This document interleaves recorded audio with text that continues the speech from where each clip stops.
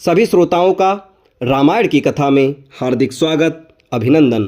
आज के इस वीडियो में आप सभी के सामने प्रस्तुत है लंका दहन। बढ़ते हैं कहानी की तरफ। राक्षसों की भीड़ भयभीत होकर भाग गई। हनुमान जी के समस्त मनोरथ पूर्ण हो गए थे। वे विचार करने लगे कि मैंने अशोक वाटिका को नष्ट कर दिया, बड़े बड़े राक्षसों का भी मैंने वध कर डाला और रावण की काफ़ी बड़ी सेना का संहार भी कर दिया है, तो फिर लंका के इस दुर्ग को भी क्यों न ध्वस्त कर दूं। ऐसा करने से समुद्र लंघन का मेरा परिश्रम पूर्णतः सफल हो जाएगा। मेरी पूंछ में जो ये अग्निदेव दीप्यमान हो रहे हैं, इन्हें इन श्रेष्ठ गृहों की आहुति देकर तृप्त करना ही न्याय संगत जान पड़ता है।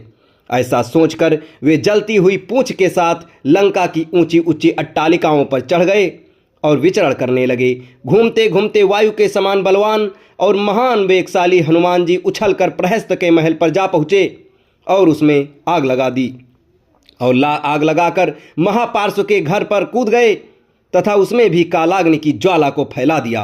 तत्पश्चात महातेजस्वी महाकपि ने क्रमशः वर्जदंष्ट, सुक, सारण, मेघनाथ, जम्बुवाली, सुमाली, शोणिताक्ष, कुंभकर्ण, नरांतक, यज्ञशत्रु, ब्रह्मशत्रु आदि प्रमुख राक्षसों के भवनों को अग्नि की भेंट चढ़ा दिया।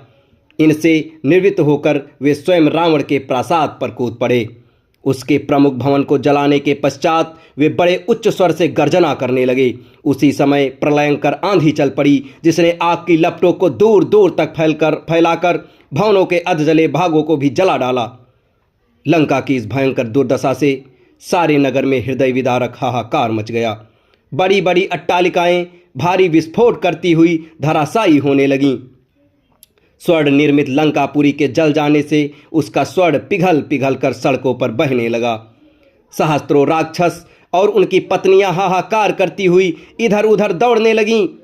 आकाशमंडल अग्नि के प्रकाश से जगमगा उठा। उसमें रक्त एवं कृष्णवर्ण धुआं भर गया, जिसमें से फुलझड़ियों की भांति चिंगारियां छूटने लगीं।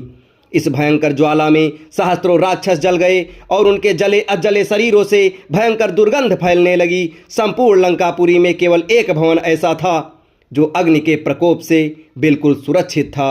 वह था नीतिवान विभीषण का प्रासाद। लंका को भस्मीभूत करने के पश्चात वे पुनः अशोक वाटिका में सीता के पास पहुंचे। उन्हें सादर प्रणाम करके बोले, हे माता, अब मैं यहाँ से श्री रामचंद्र जी के पास लौट रहा हूँ। रावण को और लंकावासियों को मैंने राघव की शक्ति का थोड़ा सा आभास करा दिया है। अब आप निर्भय होकर रहें। अब शीघ्र ही रामचंद्र जी वानर सेना के साथ लंका पर आक्रमण करेंगे और रावण को मारकर आपको अपने साथ